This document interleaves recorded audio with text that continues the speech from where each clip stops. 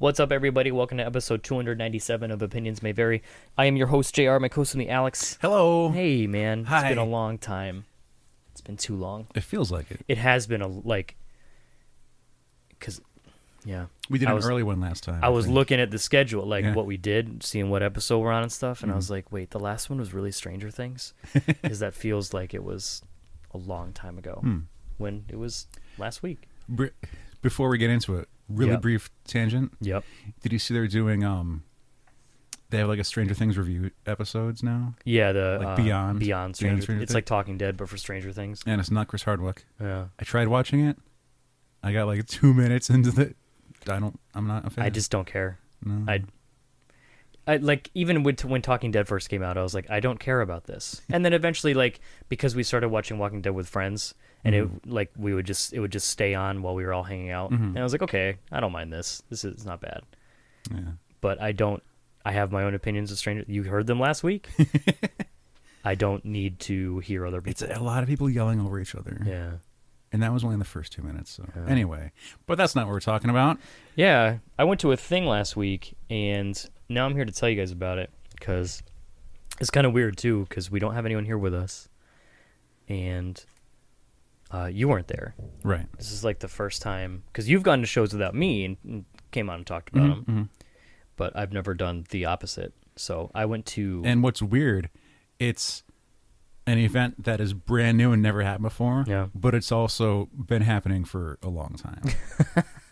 In a way. I went to PAX Unplugged last weekend, in Philly, which I had never been to Philly. I'd been to Pennsylvania for like a field trip to Gettysburg, but I'd never been to Philly. I'd never driven it. Like I rode on a bus, obviously, for the field trip. So everything was a learning experience. My beautiful wife came with me, because I put out the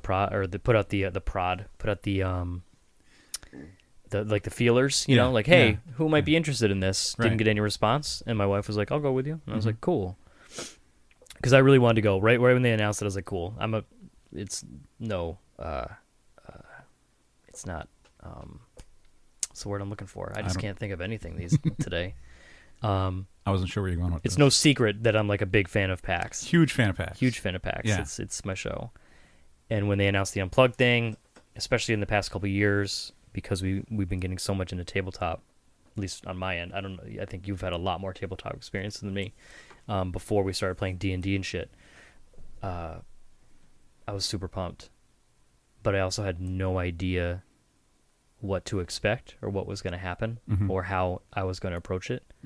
Because, and my main theme of this review episode is going to be approaching a PAX when you're outside of your comfort zone, because I rely on you and Joe and Colin so much at shows to break the ice for me, and so I can like I'll have the media badge around my neck. Yeah. And like people be like, "Yo, who are you with?" And Joe will answer,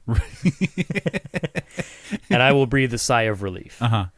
And Joe will start talking about this guy, about this game. He'll start asking questions, and then you guys want to play? Great! Oh, awesome! I'm in. Put a controller in my hands. Right. Or like at a Comic-Con, I'll be like, "Let's talk to this artist." Yeah. And so I'm talking to the artist, and he's like, "What are you doing?" I was like, "Oh, me and I'm walking circles, Jared's left. looking at stuff." My co-host is over there. He left me. I have horrible. I don't know if it's social anxiety or just shyness. Yeah. But once you're talking to him here, you're fine. Yeah. So it's the weirdest thing, but I can't like. There were times, and this is gonna sound fucked up, so you'll have to excuse me. There were times where I would put my hand like hold my camera over the badge, because like I just want to look at your thing right now. Yeah. Don't ask me. Don't like I just want to see this for a second. Like I don't want to initiate like a media conversation. And that's probably the most fucked up thing, but. Even though I have this badge, I'm obligated to learn things. Yeah. But I just want to look. I want to see this. And I'm not my control lever isn't switched towards engagement right now. Exactly. Yep. But it was like approaching PAX from the perspective of someone who Like, I was totally outside of my comfort zone. And I'm going to straight up say, we're 5 minutes into this, okay? Yeah. I didn't play a single game. I don't think so. I didn't play any games at all. I watched a shitload, Yeah. and I knew, like, not as soon as we got there, but, like, a couple hours in, I was like, this is what the weekend's going to be. I'm not going to be playing anything. So I was like, okay, so we're going to adapt to this. Because I knew my wife wasn't going to be playing anything. She doesn't play games to begin with. She barely plays games with me. So to be like, I mean, and I'll get into this later, there were people there that we knew that I could, like, kind of lean on. But for the most part, it was me and my wife. And it's one thing to, like, walk up to a video game and just start playing it, but when it's a tabletop game, like, you need to know how to play. You need to learn how to play. So video games, you can smash buttons. Yeah. There's a lot of interaction. And yeah. So it requires a lot of, effort, I guess, for lack of a better term. So I knew pretty early on, I was like, okay, so I might not be playing anything. What am I going to do instead? Obviously, I was going to see the games, and, like, I have a couple that I want to talk about, but I also wanted to, since that was going to be the case, go at it from a different way. Because typically when we go to PAX, we go there to play games, and we go there to be with each other and stuff like that. So it's like, I'm going to do the thing that we normally don't do, and I'm going to go to every single show and panel that I can possibly try to attend. So we made it our goal to actually to see things instead of play things, because we knew we weren't going to be playing much. And that was how I approached it. And I thought it was great. I'm probably, if it's going to be there next year, I'll probably be there. I had that, like, an opposite problem early on when I would start doing conventions, because all I cared about was the show floor and, like, meeting people and buying stuff and getting autographs and signatures and whatnot. Whereas, like, I completely ignored the panel schedule. Right. Because I was like, that's what we've always done. I was like, why do I care? But at the same time, like, I was missing out for years, because it's like, oh, right, this is one of the only locations that all these people are going to be gathered at and are willing to tell me stories and talk to me or explain things that I could learn about that I'll have for a year or longer. And, like, realizing how long I've been ignoring that really started kicking myself of, like, what I could have seen in, like, my first batch of conventions that I was just like, oh, panels are dumb. Every year when we go to East, I always say we need to, like, we need to see more panels. Like, we need to do more panels, especially if we're being granted the media badge. We need to do more things. And we end up seeing, like, one. Like, if you're not counting, like, Make a Strip or Ack Inc., like, we went to Movies with Mikey last year, and then the first year we went, I remember I dragged you to the one with Slasher and DJ Wheat, like the competitive gaming one. Right. But other than that, almost no panels, really, aside from, like, some of the live shows. But I made a point. I was like, I want to do more things that I've never done at a PAX before. And I'm going to get into those, because we did go to a lot of different things. I don't even know where I really want to start. I mean, Philly was great. The convention center was beautiful. A little confusing with the layout. And by a little, I mean, I was pretty confused. Like, usually, like, especially between BCEC and, like, Kineticon, those are very similar convention centers. Yeah, it's lit out in a big U. Yeah, you walk around the outside, and Yep. Whereas this one, it took me a while to get a grasp on it. It's very stacked. Yeah. Yeah. And it's dark. For some reason, it felt dark. Is it more like where Massive Con is?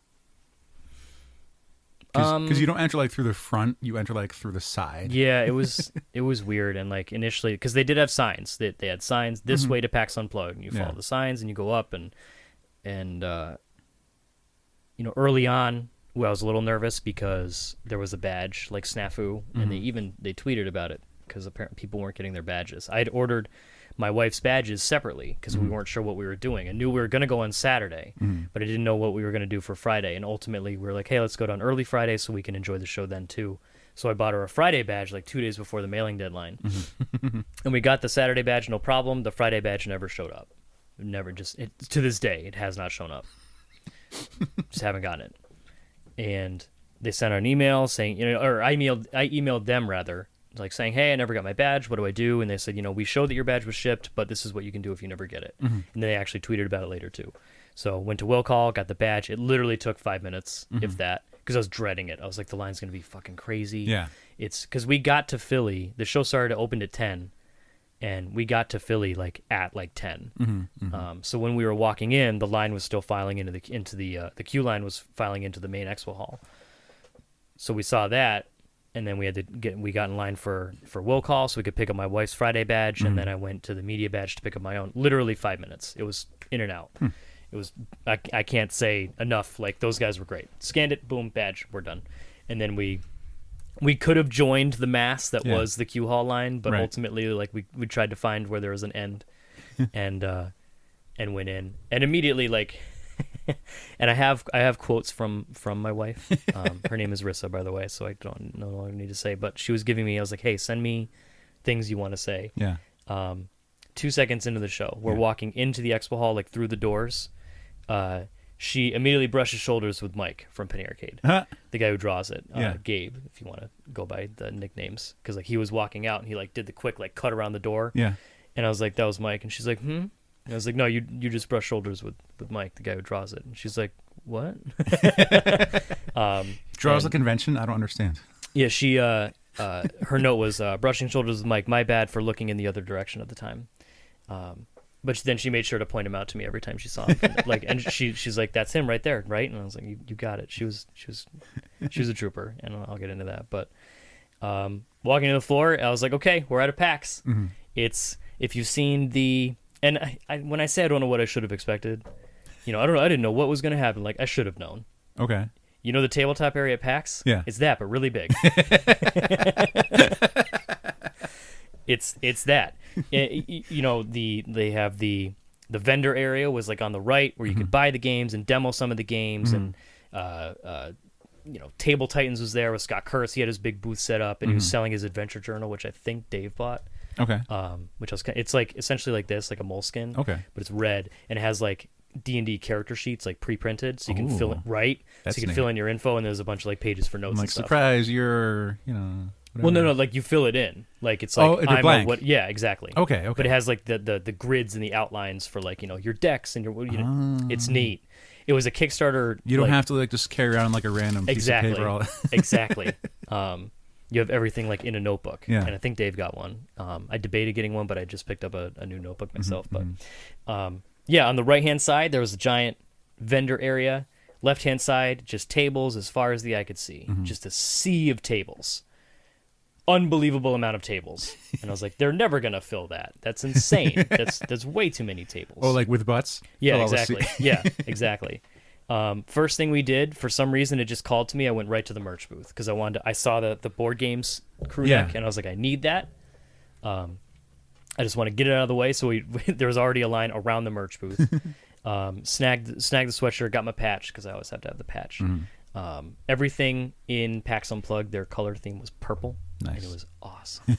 They had a lot of neat tabletop like products. They had the play mats. They had like a dice tray. It was just like a flat thing like this. Yeah. But the corners had snaps on them. So when Okay. you snap them together, it like folds up into a bowl. Yeah. It was neat. What was that, like a plastic or like a? It was like a pleather almost. Okay, Kind of. okay. It's the only thing I can think of. But Nice. and then it was just wandering the floor, like, and I was like, "Welcome to PAX, wife. This is what I do. I wander around and I look at things. I spent most of Friday looking at things, and then Saturday was taking pictures of all the things." Weird question. Did they have like the banners and stuff hanging from the ceiling or anything? A little. Because one of the things that gets me, like, you're in a small show compared to a big show, because like New York Comic Con will have all kinds of stuff hanging from the ceiling. It's like you can tell it's a Marvel booth because there's gigantic Marvel banners. Yep. Or like even over there, it's like, well, there's just like one like hanging drape that says it's Bluefin or something or whatever. And then what would always get me about PAX was how dark it would be in some areas, because you have all these electronic screens lighting up all over the place. It's like, yeah, you keep it kind of dim so you can see what's the video games you're playing, and like all the noise that's happening compared to other shows where it's like, no, it's quiet because it's just dudes drawing.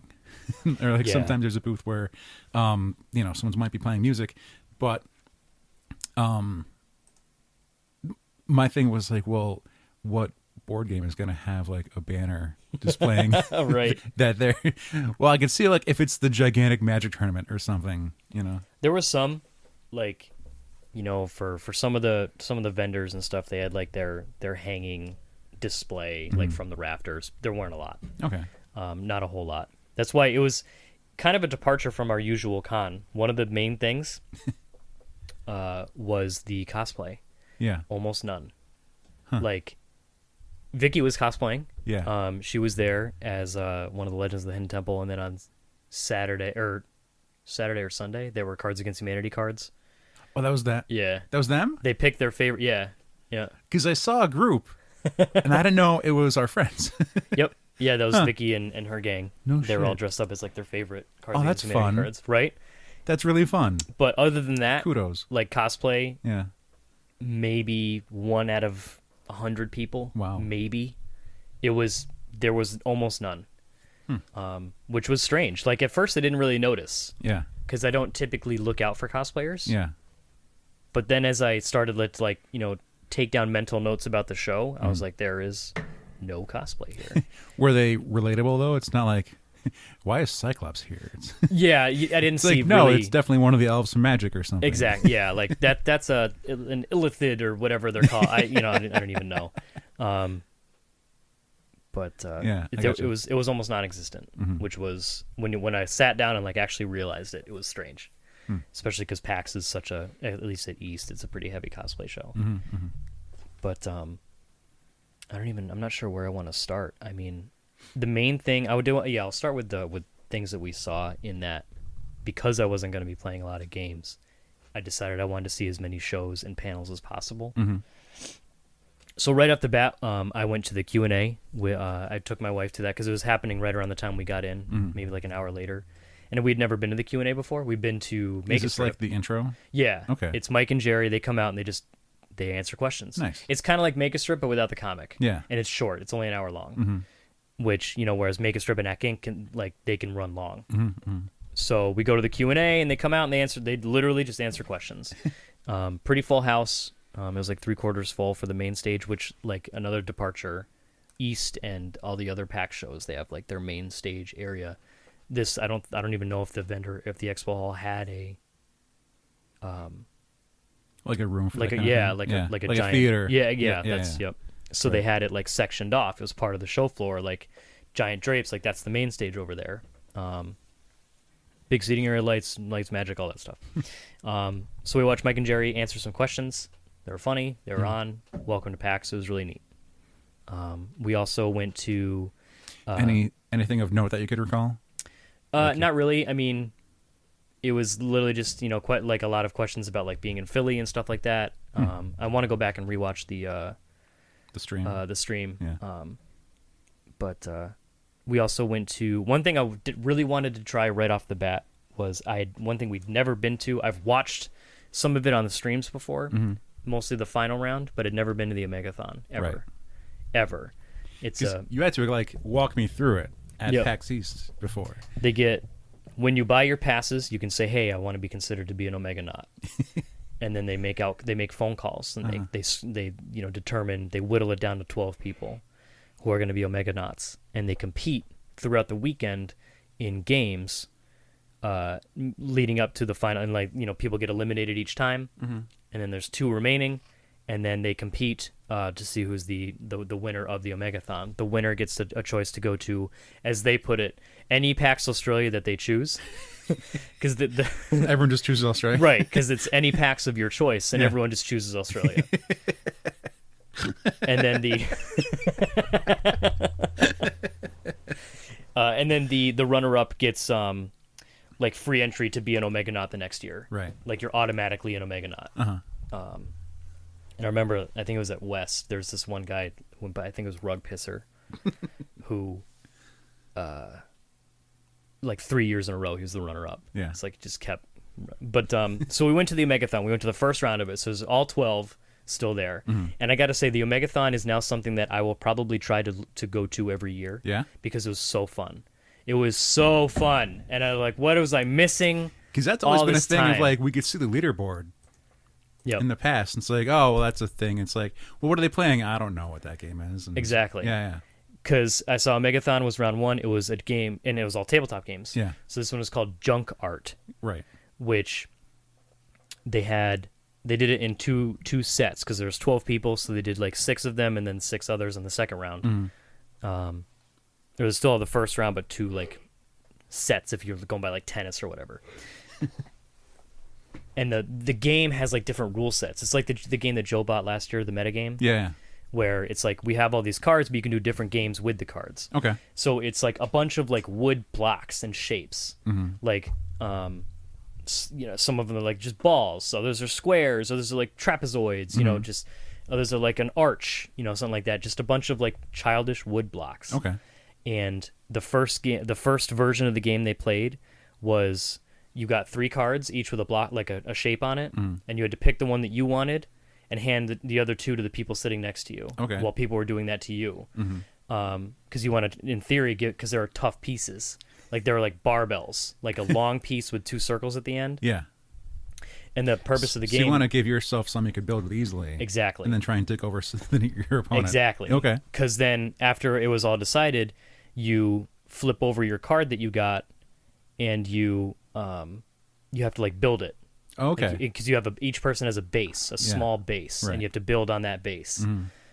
And at the end of the game, it's like the highest tower gets a certain amount of points, the most amount of pieces on their tower gets a certain amount of points. Like if you had 2 or more, like once 2 pieces fell off your tower, you were out. And then like whoever had them, like, and then they played more other versions of the game. One of them was to like stack as, I can't remember exactly what they were, but it was like the Philly rules, the New York rules, or something like that. And then the William Randolph Hearst rules is an important one. Exactly. Yeah. It's like Foursquare. Everyone has their own rules. Ward's rules, by the way. And you get points depending on how well you did. And it was like the 2 teams of 6, not teams rather, but the 2 groups of 6. Right. And the 2 lowest performers were eliminated. One thing, I mean, it was super fun. Like the game is, I wouldn't mind playing it. I don't think it's something I would buy, but Right. still, it introduced me to a new game, and I learned how to play it with everyone else. It was neat. There was, and this is where I'm going to talk about the Omegathon a lot. There was like all the players. They introduced all the players for the most part. You don't know a thing about them. Right. And there's one guy, Neil. Okay. And he was a larger dude. Yeah. And the way they had the game set up, there was a camera like on the table, so you could see like straight down the table, and as they were building, and right off the bat, like you could see these people are nervous. Yeah. They were, I don't think it was on stream for the first round, but still they were in a packed panel room. It was full, and about 200 people ish, if I had to estimate. Okay. I was doing the Alex. Nice. I was trying. I was about to trying. ask, and I was like, "Did you get a count of that?" And if I had to guess, like I estimated, like it was like rows of 9, and I tried to count the rows. But Thank you. right off the bat, I could see that he was right in front of the camera, and his like shaking, not violently, but like because it's a game where you have to be precise, and you're trying to stack, and like it got to the point where he was almost kind of like throwing the pieces, hoping that they would stick, and I felt awful for the guy. Yeah. Because the host of the Omegathon was on point. Yeah. He's got razor wit. He was hilarious. Nice. He was so funny. But he also saw Target and was like, I can use this. I can get laughs out of this, and just laid into him. The Neil guy. Yeah. And I felt awful. Like So like watching tournaments like that sometimes, if it's not like like a chess match or a golf game or something like that, it's like you want to like if we're watching Super R Fight and Baron von Sexwell does something cool and like, we'll cheer for him or like yell out encouragement or something. I'd almost want to be like, you could do it, Neil. Yeah, like seriously, like that's. I felt really bad because at one point there were a couple times where I was like, okay, maybe ease up a little bit. But like Neil was being a good sport. He wasn't like showing any signs of like being pissed off or like, and like spoiler alert, he ended up in the top 2. Like he was in the final round on Sunday, which was Battleship. And like, because you never know what the final round is going to be. Yeah. You know what all the other rounds are going to be, Uh-huh. but you never know what the final round is going to be. Right. And they had like a locked like like A case or like something. yeah like something you'd expect like an assault rifle to be in, and like they open up and it was Battleship. Nice. And it was tough because he was going against I can't remember her name. It was the top two. I took a picture of it too. The top two for the Omegathon. It was Neil, which I was pumped to fight. Like I was looking on Twitter. I was like, who? Because I wanted to go the other rounds of the Omegathon, but they were kind of conflicting. Yeah. It was the girl Lena. So I want to show you this maybe on the VOD, but the final round and I'm watching from home on Sunday. I'm skipping ahead a little bit, but I'm watching from home on Sunday, and like they announced Lena, and there's like a group of people in the crowd, Yeah. and they have a sign that says Lena, and they're Nice. like, oh shit, you're Lena, that's great! Exclamation point. Uh-huh. And then they announce Neil, and the same people hold up a sign that says Neil. It's NEA, and then they realize that Lena and Neil have the same letters, so they were just swapping the letters around. Nice. And they're like, "What else can you spell?" And they're like, "We can spell alien," because they flipped over the exclamation point. But it was great. It was That's a cool fun. moment. But the Omegathon was awesome. I wanted to go to every round of it after seeing Junk Art. Yeah. Because it was a lot of fun. Like for the most part, all the Omega Knots were in like really good spirits. You know, even like because they ended up standing over the table, and like you have to be really gentle with this shit. And some of the like bumping happens. And, Yeah. none of them were really like this is bullshit. He bumped my tower. Whatever. It was a lot of fun. I want to go to the Omegathon like always now. And maybe because it's tough to get, especially to the end of it, because the Omegathon always closes out PAX. Right. So you'd have to be there late on Sunday Okay. to see the final round. Yeah. But I loved it. And even with the host, who was a little rough, like he even recognized in the final round, he's like, we've counted Neil out every single round of this thing, and he's come back, and now he's in the final two. And I was like, my wife Rissa also said, Team Neil all the way, was excited to see him make it all the way, bummed he didn't win. But I am a huge fan of the Omegathon now. I don't think I'll ever try to compete. No. That's too much stress for me. Too competitive. I would freak out. I don't know if I'm good at games enough to. Exactly. Especially in theory, it's rare if you'd have any experience with any of the games. But Even at like other PAX ones where it's like, oh, one of your games is Street Fighter. Or something. yeah, It's like, we're playing GoldenEye. Let's get ready. We went to late on Friday was Dice Camera Action. I just want to make sure I don't have anything else that I wrote down about the Omegathon. I don't think I did. Dice Camera Action was it was late set. It was like 8:30. My wife had retired to the hotel. I convinced Dave Herrick to attend. By the way, the Herricks were there. Our really good friends, the Herricks. They were there. Dave and Nichelle, and also Vicky was there as well. So we did have people there that we knew. OMV frequents. OMV Legends, if you want to say. Yeah. And That's a new term we haven't used before. went to Dice Camera Action, which is a live D&D show similar to AC Inc. The Dungeon Master is Chris Perkins. Nice. Who's also with AC Inc. But it's a different set of people.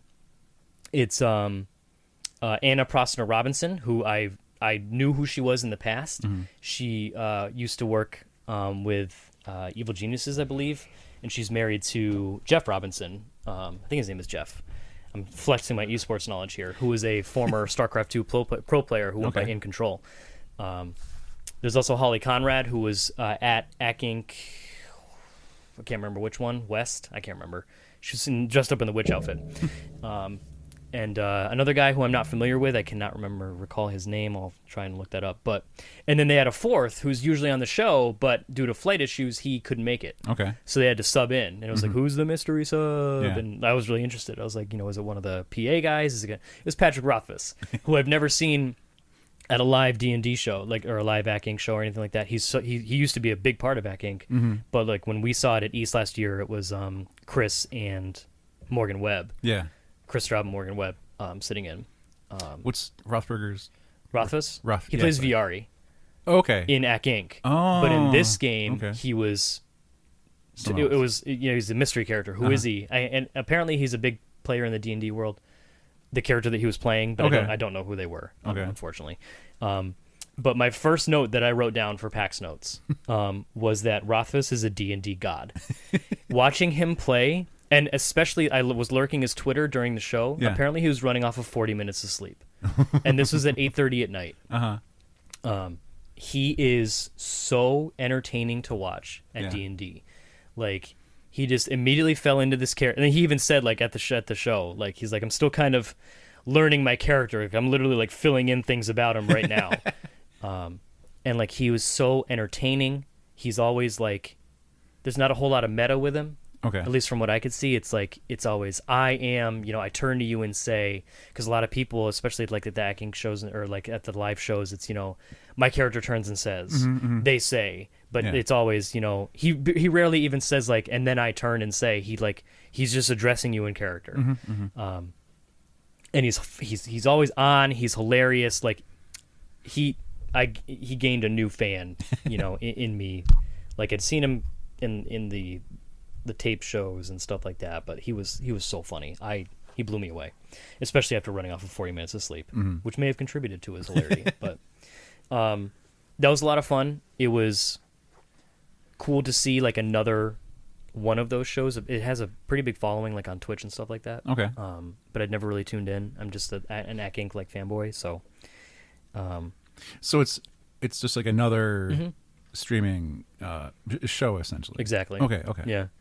And it was entertaining. I didn't really know too much about the characters, but like I could follow what was going on. Like they're all like in the castle and they were being attacked and they had to defend. It was really neat.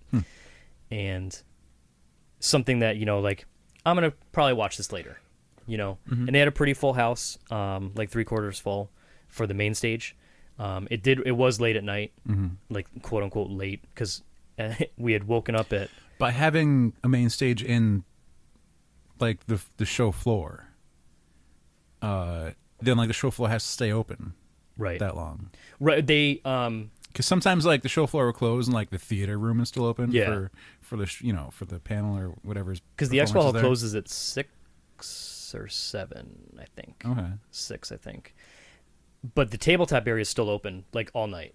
Okay. But they have like the giant dividers and they shut those from the expo hall. You couldn't get into the vendor area. Okay. But the main stage, like That's helpful. even for yeah, exactly. Even for Dice Camera Action, because I was like, maybe I'll go check it out. Like Rissa was tired, so she was in the hotel room, and I mentioned it to Dave, and he's like, yeah, I'll check it out with you. And like because we were staying in the same hotel, which was kind of convenient. And like the show started at 8:30, and at like 8:25, I was like, I guess I'll head down. Like, and then 10 minutes later, I was sitting in the crowd. Like I literally just walked right in. It was great. It was so good, so convenient. A lot of fun. Perkins is always a great DM. They're all in costume and all that shit. It was rad. And we cut out a little bit early because it got to the point where I was falling asleep because I'd been up since 4 a.m. Right. It's because we woke up at 4, drove to Philly, Yeah. which I'd never done, did PAX all day, and then so to say, show was like very late. Yeah. 8:30 is not very late. It felt like it was like 3 a.m. Yeah. And so we cut out a little bit before it ended. And I think it was streamed anyways, so I can just watch the ending on Twitch. But that was it was neat to see another show. We did go to Make a Strip on Saturday, which I hadn't been to Make a Strip in a little while. Last year we skipped it at East in lieu of Ack Inc. And I wanted Rissa to see it. I've forced Rissa to read many a Penny Arcade comic. Right. So to see how it gets made, and I know she's interested in art and stuff like that. She's actually watched Mike stream a couple times, like drawing the art back when he used to do that. And that was really neat. The comic was very funny. Did you see the comic at all? Oh, The Flesh, because there was where to get a good Philly cheesesteak. It's like where do we get the good food around here? okay. And the guy's like, oh yeah, I'll take you where all the locals yeah, go. yeah. He's like, you have such great flesh, by the way. Into the sewer. Yeah. And there was the Philly cheesesteak angel at the ferry instead of the hot dog fairy, because he started to draw the hot dog fairy, and someone was like, make it a cheesesteak, and he made it so drippy. See, I don't know when that one goes up. So like I saw the comic strip, but I didn't know it was the mega strip one. It typically is the following Monday. Okay. Usually it's the next strip. And it always has a fairy in it. But Mega Strip, full house at the main theater. It was pretty much packed. Mm-hmm. We didn't even line. Did we line up? Is there going to be a new pin now instead of the hot dog fair? I mean, maybe for Unplugged next year. They probably just came up with something there. A lot of fun. I mean, again, I'm not going to spend too much time on it, but you know, a lot of cues getting made, and strips getting made. Mike had a couple of things. Mike went. One of my notes. Mike going ham on Gen Con. Because someone was like, you know, how do you compare, you know, PAX Unplugged to a Gen Con? How do you? Yeah. And he's like, because we actually put planning into it, and then he spent like 3 or 4 minutes just going off on Gen Con. Like, I want to find the stream and have like he. And Jared was like, we're not interested in starting feuds or anything like that. Like, but I do have friends that have like gone to Gen Con because it's. I mean, I guess there's similarities to them. I never am aware of like what kind of performances they have, but like it's like, oh, it's a gaming convention. You go to game. Yeah, you go to play games. Yeah. I remember a big thing like back when Secret Hitler first came out. It's like you can buy it at Gen Con and the backers haven't even gotten it yet. that was my first experience with Gen Con. One friend got to hang out with like a son or grandson of like someone who was like real big in making D&D happen. Right. Yeah. I have no idea. Yeah. But good story, Alex. Thanks. But like that's who goes to Gen Con. Right. Anyway, moving on. And then at the very end of the strip, like Mike goes to start putting in the text, which he uses in Photoshop to get the right font and the right text style and stuff like that. Okay. Because I think he draws it in like Manga Studio or something. I'm not sure. But either way, he closes out, he minimizes the strip, goes to open Photoshop. It's like, your product is not licensed and stuff like that. He's like, I swear to God, I have a Photoshop license. He's like, this is fucking bullshit. And it's like, would you like to renew your like? He goes to try to connect to the internet. He has no internet connection. He's like, this is fucking ridiculous. He's like, all right, the text is gonna be fucked up. This is the way it is. Like, he's like, I'll fix it before I post it on the site. But he's like, everything's gonna be bold. That's what it is. And like, everyone is giving him like shit for it's like, you're an artist, you don't even have Photoshop. It was good. We went to one other panel on Saturday afternoon for unwinnable games. Okay. Like the theory, why would you play this? Yeah. Games that are designed, which I didn't even really know these existed. Games that are just like you can play this game, but you're gonna die. You're gonna die at the end. Right. You cannot win this game. Yeah. We can see how far you get. It was maybe about 150 people there, in the panel room, but 2 panel rooms. Mm-hmm. 2. There's a small one and a big one. Down? There was a dire rat, and then there was the dragonfly.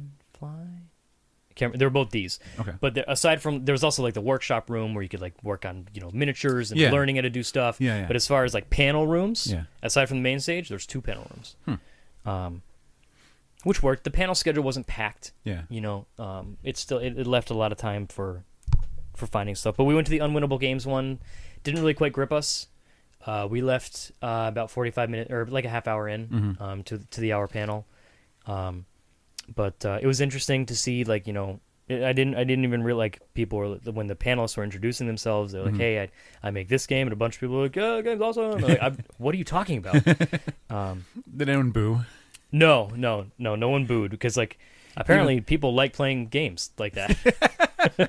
Because I meant, like, if there's ever a video game where it's like, oh yeah, you'll never win this game, then people tend to hate it. Yeah. And they'll boo it. It's like, I've played Pandemic 3 times since getting it. Yeah. We won the first time. Yeah. Lost horribly the next 2 times. And it's demoralizing. It's like, fuck, man. Like, how did we even win the first time? And then it was really neat because, unfortunately, ACK Inc. was just too late. It was at 8:30 on Saturday. Yeah. And we didn't have Sunday badges. We weren't staying over on Saturday. We only stayed over on Friday night. Right. And we had to drive home from Philly back to Connecticut.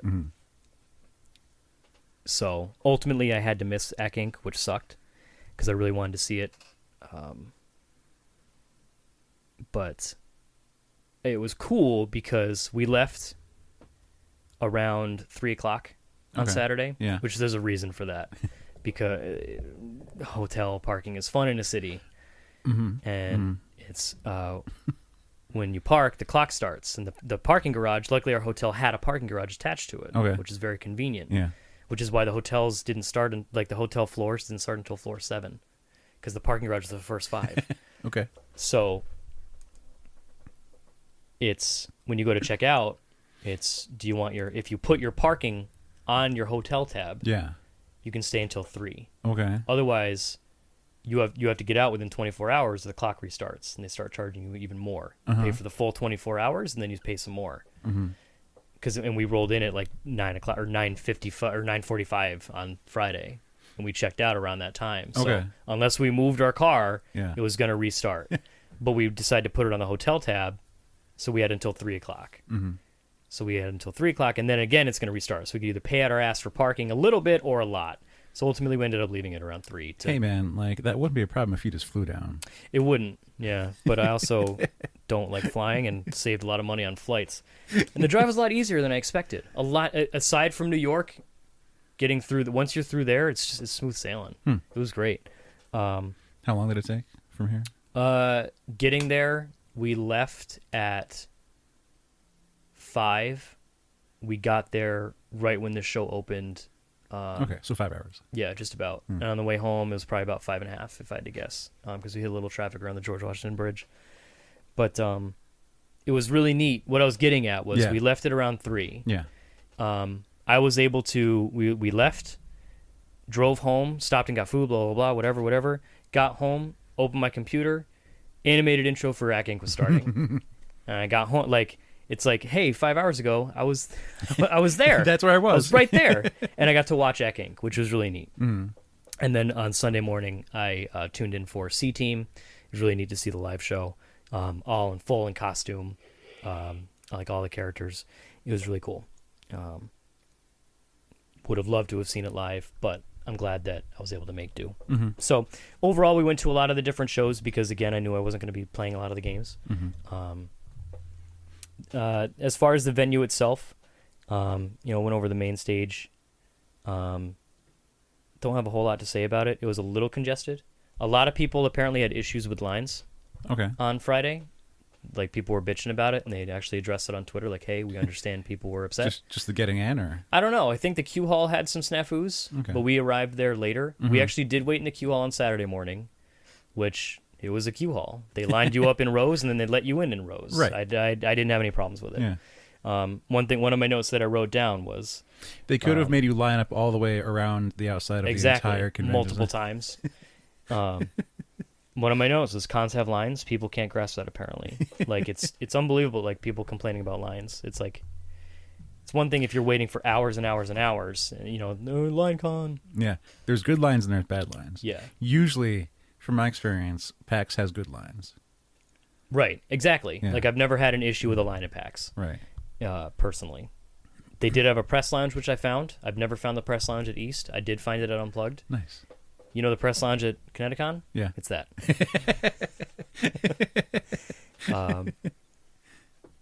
Layout was, I don't have too many interesting things to say about the venue. It was a convention center. That's that. A couple things I do want to touch on. Because Friday we walk in, nice con. It's really cool. Yeah. When we walked in on Saturday, the way I kept describing it, like, in my head, Right. was it's like if you planted a seed on Friday, Okay. and then you watered the seed on Friday night, Yeah. and you come in Saturday morning, and the seed has completely blossomed. Like, the show grew up. Like, everything felt bigger. Like, I'd see banners, and I was like, that banner seems taller than yesterday. Like, the show, like, exploded. It's like, Friday was nice. It's like, hey, we're at a show. Saturday was like, holy shit. Like, it was like a hive. It was kind of surreal. I was expecting the opposite for a second. It was weird.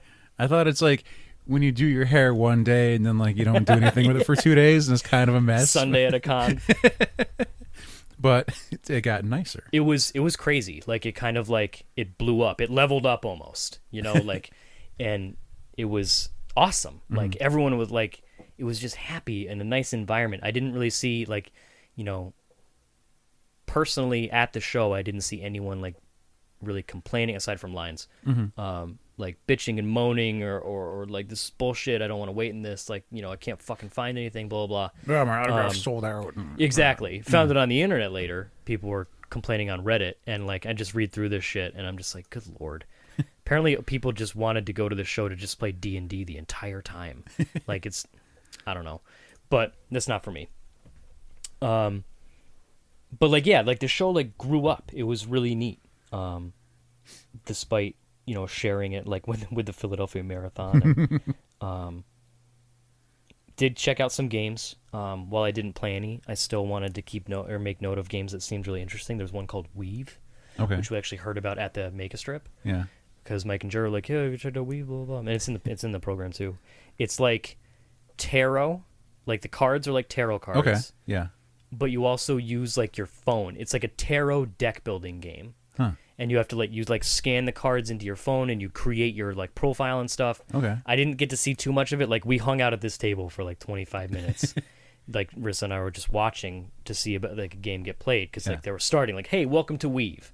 You're gonna do this, and they all downloaded the apps on their phones. And they were scanning their cards, but one guy's phone was taking like 15 minutes to download the app, and it was just kind of like hurry up and wait for him to catch up. Okay. And ultimately, it wound up in us just kind of leaving because it was taking forever. How do they play on their phone? Or? That's the thing. Like I don't know. We'll have to look Like this because up. you build your stuff on your phone, but then you also have the cards, and the cards looked gorgeous. Yeah. I've always I think tarot's. I'm not one for tarot. Yeah. I don't really. It's whatever. That's for you. Cool. But I've always thought tarot cards are really rad, like in their design and their size. They're just and like to have a game that has cards of that quality, like it seemed really neat. And it also integrated like the technical, the modern. Yeah, exactly. Yeah. Dragonfire. It's a new D&D deck building game that was everywhere. That I was really interested in, but it's also, you know, it's in a box this big. It's huge, like that. The thickness of it. Is it like a business game where you fire dragons? It's like, probably. you can't work here anymore. Yeah, dragon like HR. Yeah, that sounds about right. A couple other games. They were playing Thornwatch, which is the Penny Arcade game, Mike's kind of brainchild, that he's been coming up with for years. They had the Kickstarter on it. I'll occasionally see that strip pop up, like the Daughters of Ironwood and stuff. Yeah. Yeah. And then I'll read it and be like, but then like it starts and the strip ends, then I'm like, but I want more of this. Like what's going on? Yep, they had a whole booth set up where you could like sign up for play tests and stuff like that because they're getting pretty close, I think, to releasing the game. There's like a Scott Pilgrim deck building game that was really interesting to me. And then the main thing I wanted to talk about, and this is going to sound repetitive because we've talked about these guys so much in the past, but I want to talk about Wormwood. Okay, because these guys, they're like Saiyans. They just adapt, and they not even like they need to adapt. They just keep getting better. And when we found them at East 3 years ago, 3 years ago, I can't remember. I'm not sure. And like I got the dice vault, you know, and stuff. Like, oh my god, these guys make wood stuff for in a like, really nice wood box to put your dice in. And like I've actually worked with them in the past, like because they have like the gentleman's like warranty or what the craftsman's promise or whatever it is, and where, you know, my dice vault broke and it sucked. Like one of the small little lips cracked and it broke. And I emailed them and was, hey, this thing broke. I sent them pictures of it, and they're like, sure, send it back to us, we'll send you a new one. A week later, I had a brand new one. And I've had it ever since. My wife got me one of their dice towers for Christmas or my birthday as a gift a couple years ago. Love it. Go everywhere with that thing. And it's like I was pumped to show Rissa their booth and stuff. Yeah. You know, like, oh, hey, look at all this physical shit. stuff they have. Yeah. Yeah. And it's like they just... And it's not like it's just like, oh, it's a wood product. Like, if you go to the website, you could choose from like 20, 30 different kinds of wood to have craftsmen build your thing out of. Yep. Whatever it is that you choose to purchase. And like they have like licensed products now, like these... Oh, I saw like they had playmats or something? Yeah, they have like playmats and like just gorgeous stuff. beautiful stuff, and all the guys are in like 3-piece suits, and they're very. I've talked to these guys so many times. They're so excited about their product. It's really rad. I just really like this company. And one thing I've held off on showing this to you. All right. Well, I mean, they couldn't have gotten better from what they've been because they're making tables now. Like Geek Chic, Carolina Gaming tables, stuff like that. Wormwood's making tables now, and holy shit, like it's unbelievable. See that crank on the front? He has the flyer. He just handed it to me. Yeah, I snagged one of their flyers. It's like 2 flyers in one. So they're making gaming tables now, and they're just top of the line shit.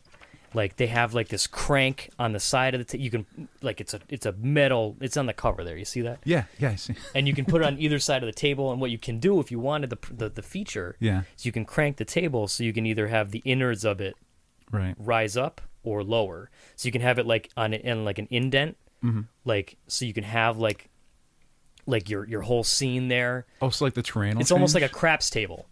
No, not the terrain, but like the actual table itself will lower. Okay, yeah. But you still get the lip around the edge. Okay. So like a craps table, you have that high lip. So you could put all your stuff in there, and then you could also crank it up if you wanted to, or you could make it flush. Yeah.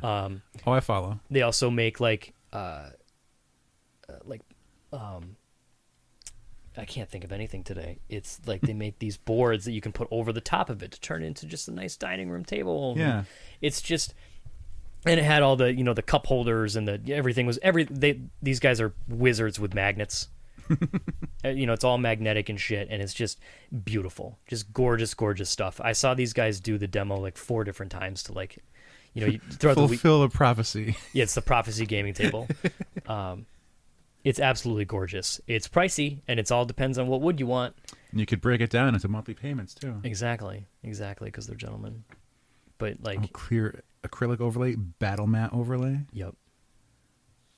Oh, the lift mechanism. There it is. Yeah. See how much that is? I mean, considering the price of it already.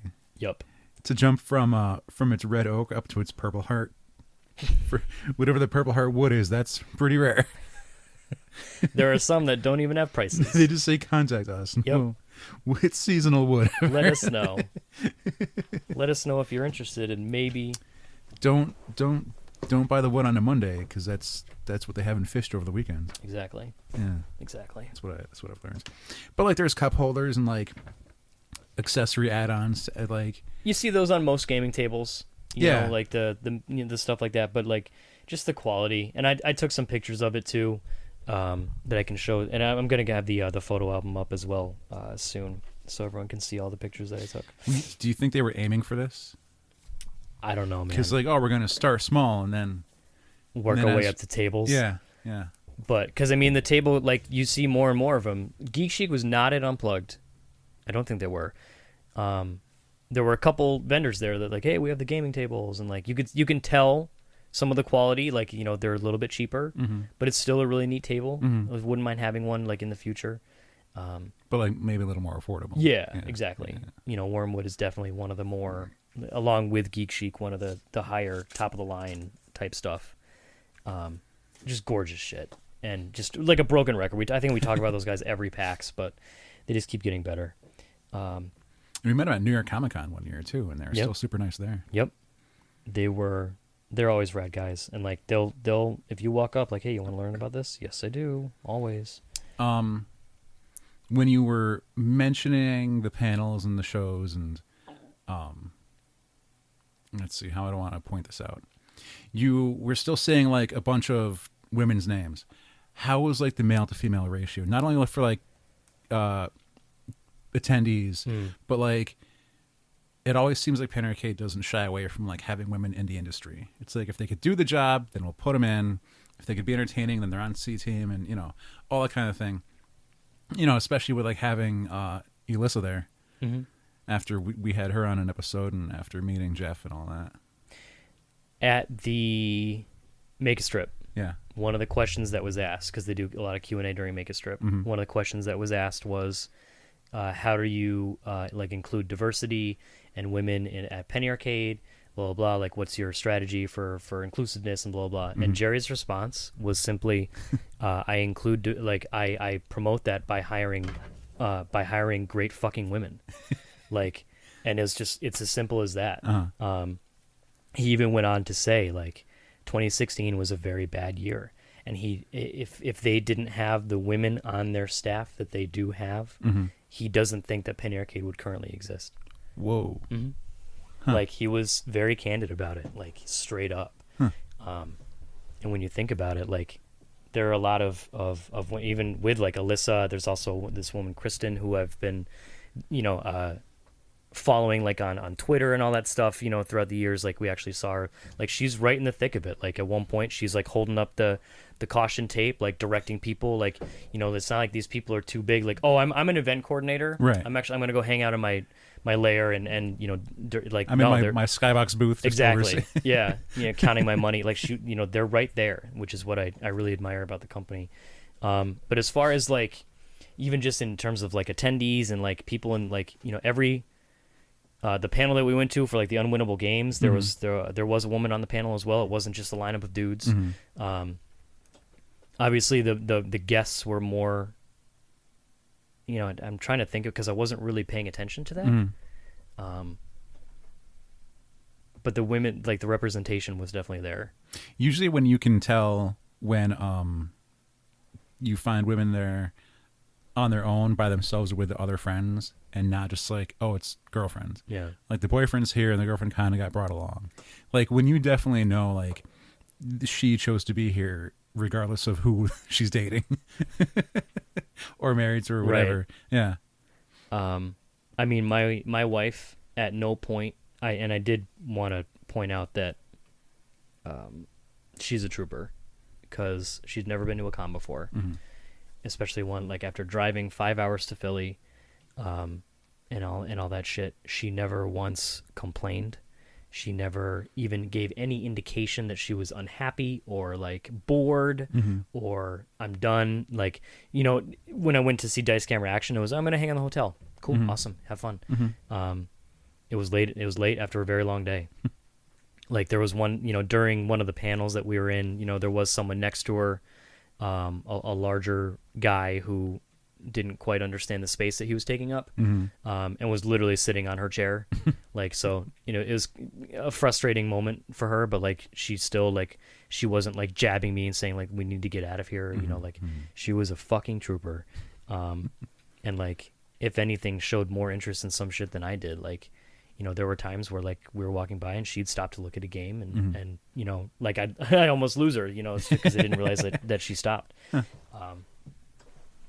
I think she was just really happy to be there, despite the fact that it's something that's completely outside of anything she's ever, she doesn't play games. Right. She does not play games. Yeah. It's just not something that she enjoys doing, because she's very competitive, like, extremely competitive. So losing sucks if she happens to lose. So she takes the easy way and just, I'm not going to play. Right. That's what's going to happen. Yeah. So I got to say, like, she was a trooper. My notes specifically say my wife is a saint, which is very true. But I got to give her a shout out. And like I said, she did give me some notes. Let's see here. She did say something about Wormwood. Couldn't stop touching their tables. They're smooth as fuck. And Weave looks fucking dope. But overall, I mean, other than that, how were the enforcers? Enforcers were, I didn't have too much experience with them. Some people complained about them on the internet, not knowing much about the tournaments. Apparently the tournaments were the main downside of the show. Okay. In that people were saying they were poorly organized. I didn't really realize how many people were there just for tournaments, just for that kind of shit. Yep. Yeah. But they're saying that I've bought a ticket just to play HeroClix. Yeah, exactly. Yeah. No idea. Yep. No idea. To other shows or whatever. And a lot of people were saying that they weren't done very well. So sometimes the tournament is run by, like, convention staff, and sometimes it's run by the game staff. So if WizKids had a presence, then it was WizKids staff or volunteers, like, running the WizKids events. So, like, you had WizKids envoys and judges running their 4-player battles. but they'll also have an envoy there to watch like the tournament and make sure the rules are being applied. And if anyone has any questions, you answer the questions, because a lot of rules lawyering comes up in HeroClix occasionally. Right. And so like I can't really blame an enforcer if they don't know like the ins and outs of every single tournament. Exactly. Of like, is this going to be Swiss rounds or is it single elimination? It's like I have no idea what. Go to the panel room, I guess, and ask them where it is. My experience with the enforcers was fine. I really only had like when I was walking into the main stage, because at one point when I was going for dice camera action, like people were already seated, so I was just walking up and I was like, there was like 4 enforcers there and they were just go in. That's the extent of my enforcer experience, at that show. They were always, like I was kind of nervous too because they kept the enforcer applications open for a long time. Like they even tweeted like, "Hey, we're reopening or we're keeping them open for a longer period of time." I was thinking maybe, and this is pure speculation, they're having trouble getting volunteers. Yeah. Or getting people to who wanted to be enforcers. But overall, I always saw them. They were in the purple shirts, which were pretty easy to spot. Lining up for panels, it was fine. They had everything completely mapped out. Like this is where the line is. They actually, when we were going to the Omegathon, I was directed into the wrong line. They're like, "Oh yeah, you're going to want to line up right over there." They thought I was an Omeganaut because the media badge is yellow. Okay. And so is the Omeganaut badge. So they saw the you yellow. were almost an Omeganaut. I know. I could have snuck in. What are 13 competitors? Right. Like it was they were on top of it before I even I was just walking up and they looked at my badge and directed me they just didn't see the media part. Which it's an honest mistake. I'm not gonna fucking blow up Reddit about that. I'm gonna roast this whole show on Twitter. You thought it was an Omeganaut? Fucking idiot. But I mean, the location was great. We had apparently I'm just a bad friend. You've told me about this apparently multiple times with the Reading Terminal Market. Yeah. And it's in all of its beauty and amazing. Because I've been there. I've been to the Philly Convention Center 3 times. I volunteered for Wizard World Philly 1 year, and then I would go back to Wizard World Philly for 2 more years later on, usually a year in between. So over the span of 6 years, I went 3 times. And the other 2 times I volunteered for WizKids, for HeroClix and stuff. But one of the things you got to do is you go across the street. It's diagonally across from this 4-way intersection, and you hit this market in the morning, and it's fantastic. Or for lunch, I've done both. I know I've got a breakfast sandwich, and I got some kind of I'm not sure what to call it. It was some kind of Middle Eastern wrap thing, right? But and I was like, you got to check this out. There's a ton of stuff in there. There's food in there. There's what I guess aren't Amish people, Pennsylvania Dutch. You Dutch. Corrected me. Yeah. Because I'm ignorant and I don't know the difference. I thought they were Amish too until I Googled it. Until they're cooking with electric stoves. Right, that too. But it's when we walked out of our hotel, if you took a left and walked 10 steps down the street, it's right there. That's how close it was. And initially, Dave and Michelle were talking about, we got to go to the market. And I was like, why would you? There's a Starbucks right fucking there. Oh, nope. Because at one point I was like, they're talking about getting tea in the morning. And I was like, there's a Starbucks right there. Yeah. Why would we go into some weird market? Yeah. It just didn't know. And then we walked in and it was amazing. It's just rows and cross intersections of shops and just I got a fresh smoothie from people who were speaking to themselves each other in a language I've never heard, and it was delicious. And then I got breakfast. It was just amazing. And then we just sat and talked for 2 hours. It was so much fun. And it's people get to experience this as part of their everyday life. Yeah. I'm so jealous. But then again, it's also nice because I wouldn't want that to become normalized. Yeah, exactly. Yeah. Let's just go to the market. I don't know. If you could walk into the market and they know your name and know your order. Yeah. Throw me a fish, because that's what they do at the fish markets is you throw fish. Yeah. But that was super, and it was just so convenient. I almost snapped my ankle walking across the street. I rolled the shit. I was trying to make a joke. And my wife wouldn't let me continue the joke. So we were walking across the street back to the hotel. Right. And it was really nice out. We were in Philly in November. It was supposed to be freezing. Yeah. And my wife says, it's not as chilly as I was going to expect. Mm-hmm. And I went to say what I thought in my mind at the time was the funniest joke in the history of jokes. And then right as I go to say it, I step in a pothole and roll my ankle right in the middle of an intersection, like ass over tea kettle almost, like planting on the ground, Oh. It was bad. And like I get up and I'm trying to continue the joke, and like Rissa's like, "Are you okay? Are you okay? Are you okay?" I'm like, "Listen to my joke." So I was trying to say, You're limping. Is it as Philly as you expected? Because she said it's not as chilly. Yeah. Is it as Philly? Oh yeah, if you hit that right away, that would have been good. Yeah. Yeah. But I rolled my ankle, and then I couldn't get it out. No one else thought it was as funny. Like everyone, like I was telling Dave and Michelle about it, and they're like, "Is your ankle okay?" And I was like, "You didn't let me tell the joke." But yeah, I mean, it seemed to be every person that I've told, like, "Oh yeah, I went to a convention in Philly." Mm-hmm. Their first question is always, "What part? Oh. Oh. What part of Philly? Was it a good part of Philly? Was it like Is West? there more than one convention center in Philly? There are actually, because we were watching because I'm apparently 90 years old, and we were watching the dog show. Oh, okay. On Thursday, Yeah. which is in Philly, and I was like, "Is that the same convention center?" It's at Why a not? different place. Dogs are important. It's okay.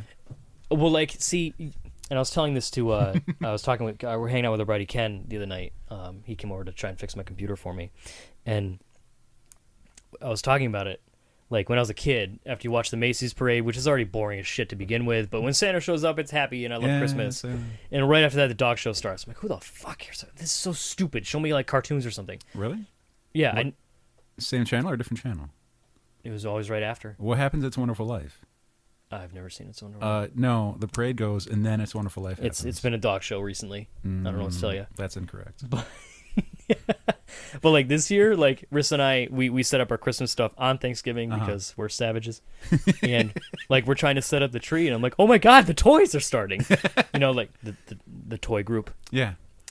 Like we missed the herding group, so we didn't see if there were any shepherds, but. Oh, that's what you meant. Okay. The toy group, right? Like Pomeranians, The toy poodle, and pugs and shit like that. Yeah. Useless dogs, abominations. I'm just kidding. But I can't remember. But yeah, that was in Philly. That's where I was going with that. But yeah, everyone was like, "What part of Philly?" I was like, "I don't know. The part with the market." Like, it was fine. I saw 2 streets of Philly, and because around the corner there was a burger shop where we went to get dinner on Friday night, which was really. It's crazy how things happen.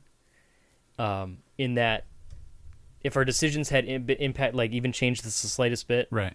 because we sat in the hotel for like an hour and a half ish, just talking with Dave, Michelle, and Vicky, just essentially talking about where we wanted to go eat. Vicky got not a dice vault, but a miniature vault from Wormwood that you can put your minis in. Ooh. Right? Nice. So we're looking at that. Yeah, exactly. Yeah. So we're just staring around talking. I was like, "Hey, let's get food. Let's get food." It's like, and like every 20 minutes would go by. What do you think about food? And then 20 minutes would go by. And it wound up with me and Rissa just going to try and hunt down food, and we saw there's a burger joint like literally around the corner, like maybe a 3-minute walk from the hotel. The line was almost out the door, but I was like, you know what, I'm hungry. We're gonna wait anywhere we go, just get a burger. Waiting in line, and then Alyssa from Penny Arcade comes in, and she's right behind us. And I was like, what are the fucking odds of that happening in this massive city and all that stuff? So I did get a chance to say hi to her. She did a good job of pretending like she remembered who I was. No, kidding, of course, obviously. She asked about me, right? Did she ask about me? She asked if we were covering the show, and I was like, Alex had to sit this one out. Did you still have your badge on? I did. I did? No, I didn't have my badge. No, it was in the hotel. Okay. I didn't. And I wasn't wearing my OMB shirt, so... but it was cool to catch up with her. Like, apparently, Ack Inc. is hers now.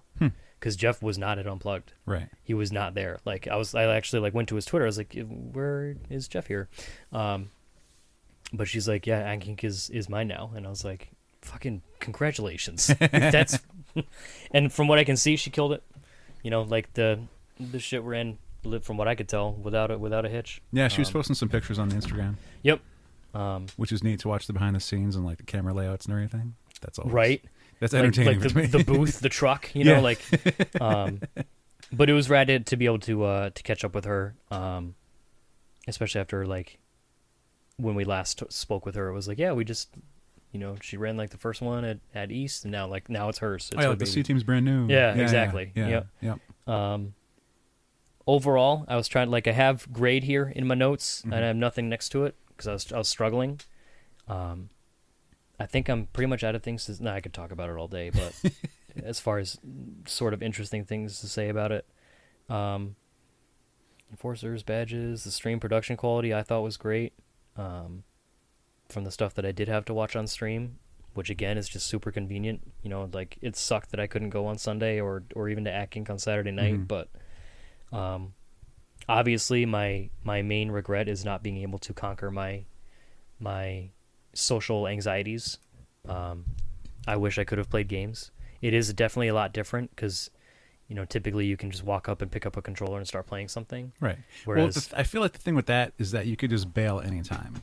exactly. If I'm done playing this video game, Okay, thank you. I'm just going to put it down and leave. Yeah. Whereas, like, for a tabletop game or, when you're playing with people, you're obligated to sit it Yeah. out. And if Yeah. it's a game that, like, takes 2 hours, it's like, well, but there's other games. I'm looking at my watch. You can't tell this because you're listening.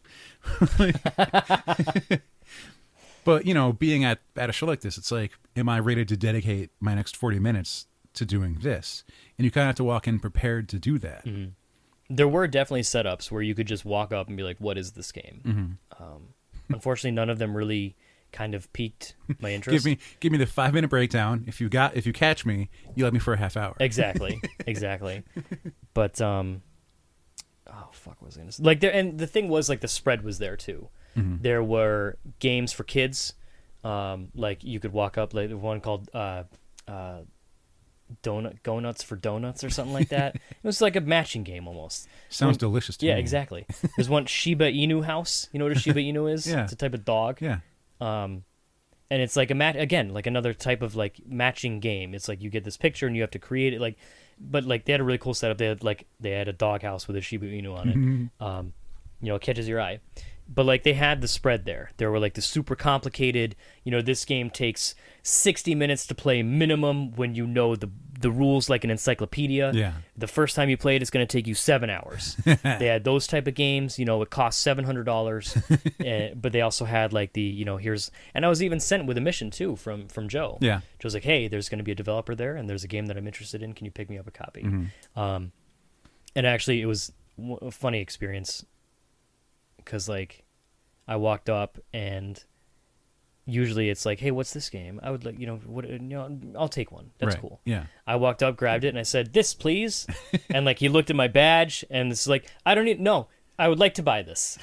And he's just like, you don't need, like, that you just want to buy it? I was like, yes. Here, how much?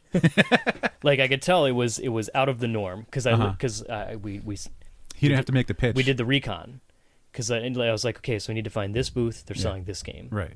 And we did the recon. We did the drive-by. I was like, okay, there it is. Mm-hmm. And then I was like, I'll pick it up later so I don't have to carry it around. And Yeah. then I got to thinking, like, fuck, what if they sell out? Right. I saw it. I could have got it. Yeah. I let Joe down. Uh-huh.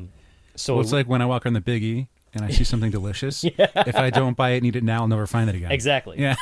Or they'll be out of it. And, like, an hour later, I was like, you know what? I'm just going to go back. We're going to snag. It's a small game anyways and just put it in my backpack. Mm-hmm. So I already knew what I wanted. What was the game? It's called Burgle Bros. Burgle Bro. Yeah. I have no idea anything about it. Okay. I just know that Joe wanted it, and I picked it up for him because I owe him for PAX East tickets anyways. So we're probably gonna play it later on. Most likely. I'm trying to plan a game night actually, maybe for sometime in December. Although we have all the Christmas parties in the world coming. My next 4 Saturdays are all taken up. Ooh. Yeah, including today. But overall, very fun show. Even despite not playing any games at all, which was irresponsible and childish of me, but it's something that I'm going to work on. Next year, I might have Joe there with me. He seems interested. But I'm super anxious to see what happens with it next, especially now that, like, the growing pains, like, Yeah. because at the end of the day, it's really, really easy to forget that this is the first one ever. Right. Which is also why I wanted to go so bad. Yeah. It's because I've never been to a show that I can. I went to Hartford Comic Con, which I guess you could call. Yeah, that doesn't really count anymore. First and close to last. Yeah. So, but I'd never been to something like that, especially by a series of shows that I like so much, by a company that I like so much. It was rad to be able to experience that with them. Weird question on the games. Yes. Did you notice any striking varieties in design? Because like were there some games that like were hyper detailed with like gorgeous art, versus very simple graphically designed? Because like metagame, it's a white box, basically white cards with very little art on it. But like it gives you basic text and like flavor picture and whatnot. Compared to like one of these Dragons games where it's like you have tons of miniature pieces and there's just art all over the place. The entire thing looks gorgeous, but it's also really busy to the eye. Yeah. And the like, spread was there. Was there a ratio of like this to this? I would say it was mostly, it's like 50-50 almost. Yeah. Like there were some games, like there was one that really caught my eye and I meant to go back to it, but I just didn't have the time. Like it was like big quality like wood blocks, and it was like a stacking game almost, but it was huge. And I was like, what is that? But like I'd say as far as like it was probably like 50-50 if I had to say, because there were just the simple like Flux Looney Labs had a booth there with Flux. They even had a pin. Yeah. They had a Penny Arcade Pin Pals pin. Yeah. It's just the Flux logo. I was about to look it up. It wasn't the greatest pin, but I was happy to see like, oh hey, and the Looney Labs people, they're always in like their white lab coats. Okay. Like because they have like their basic games. Like with that, did they make Munchkin? No, Munchkin is Steve Jackson. Yeah. But you did see like the super hyper detailed like this is going to take you 7 hours to learn how to play, and it's all gorgeous. If I had to guess it, again, it's not something that I was really looking for. Probably like 50-50. Okay. The spread was great. There was something for everyone. There again, we've talked about PAX happening to you. If you looked, you'd be able to. You shouldn't have any problem finding a game that you would like. I wasn't even playing anything, and I found like 6 games that like I kind of want to buy now, and then I haven't even played them. But ultimately, it was a great show.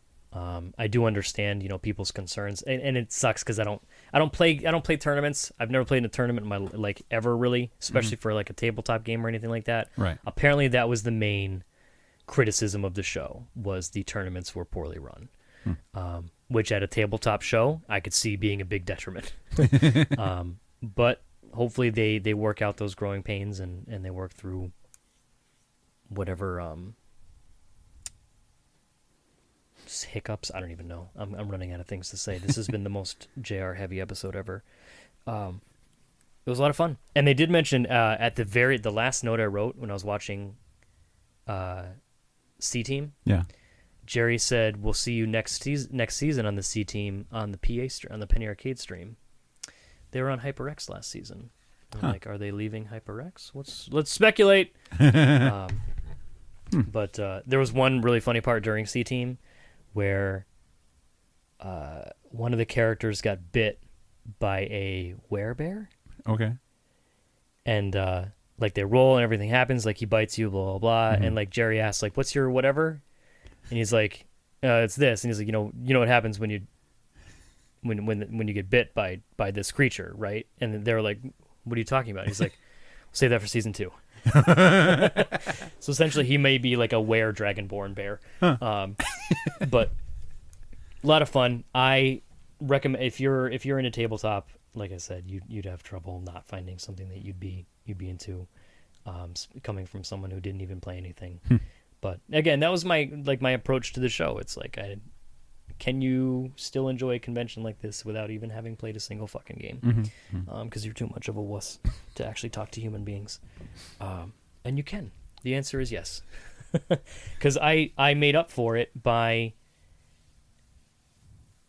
like rerouting. Yeah. you know, because like and then again I vented about it last year for East when people were like, you know, PAX is boring. Right. PAX would have been really fucking boring for me if I didn't like, you know, You could have done 2 laps and then left. You that could Easily. have been an option. easily I could have spent. And you covered that in like an hour and a half, right? Yep. But because I chose to go to, and I realized it, like, you know, shit, I'm gonna need to alter my approach here a little bit. I was still able to have a great time. I now love the Omegathon. Like, I will probably at least try to catch one round of it every PAX, you know, going now on, or from here on out. It was cool. It was really cool. Overall, as far as a grade goes, shit, I don't even know. I'd probably like put it in the like A minus B plus ish, like as close as you can get to the middle of those as humanly possible. But I keep whacking my mic with that. But it was a lot of fun, and it also was. I missed my boys. You know, it was definitely very tough without you and Joe and Colin and even Brett. Brett doesn't do the PAX with us, but still, without that like foundation around me, it's tough. There were a lot of times where like I felt like I was just blasting you guys with like snaps and stuff, but I was like, they need this. I kind of wanted more, to be honest. I couldn't tell. With I didn't express this, but I was like, oh, what's he gonna show me next?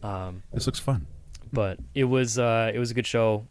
You know, props to Penny Arcade for just coming out of nowhere and just putting on a tabletop show. That's about all I got. I don't know if how was your PAX Unplugged? It was neat watching you walk in to the place. Oh yeah, I sent a snap of that. Yeah, that was on Saturday. And then getting a snap of like of when Make a Strip was going to start, and then I think like I saw an Instagram from Elissa, and I was like, Joe was in that room too. I was. There's the same screen. That's the screen I just saw from my friend who's there right now. Who knew? They explained the origin of the theme song. Okay. The when they play Every Day I'm Hustling, it's like, why do they come out to that song? Yeah, why? There was a really neat. One thing I want to touch on. Okay. And it's great, and I hope they do it in future PAXs. I don't know if they've been doing it in the past, but I'd never seen it before. Yeah. They do like modifiers, like when they pull out one of the envelopes and it says, "The next question that you read, you cannot read the question out loud. Just provide the answer." So like. He opens up the next question and like he reads it and he shows it to Mike. And they start explaining the origin of the Every Day I'm Hustling song. And I'm like, oh, maybe the question was, why do you come out to that song? But we'll never know. Like, because, and like there was another one later. It was like the next question that you read, you have to respond to in either like a haiku or iambic pentameter. And like of course Jerry did it because like he's a linguist, you know, like he was able to like fully respond to the question, like, you know, groups of what is iambic pentameter? It's like 10 syllables. 5? That's haiku. Okay. But iambic pentameter, it's like I have no idea. It's like 10 words or something. I can't remember. It deals with the 10 penta or whatever. Okay. Is penta 10? Pentagon is 5. That's 5. Maybe it's groups of 5. Fuck if I know. Either way. It was really cool. Like they had like the question modifiers. Yeah. Like the next question has to be blah. Okay. It was cool. I really liked it. Wait, so why did they come out to Hustling? It was like I can't even remember the answer. Like one guy that they used to work with, who's like one of the main stage techs at one of the PAXs, was like just playing it at one point, and like it was like on his iPod, and that's a terrible story. It's bad. Good thing we're at the end, and most people have probably shut off by now. But it was it's a really neat feature that I liked about the Make It. Like it kind of spiced up the Q&A portion. It kept you on your toes. But overall, very fun, cool show. East is in 5 months, just over, something like that. Tickets went on sale recently.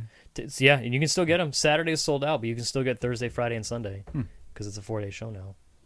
I'm making 4s with my fingers, but it was fun. That's really all I have to say. I'm gonna get the photo album up soon, and you can look at that. So I hope everyone enjoyed. Until next time, I have been JR. I'm Alex. And this has been episode 297 of Opinions May Vary. That's the end. It's done. It's finished.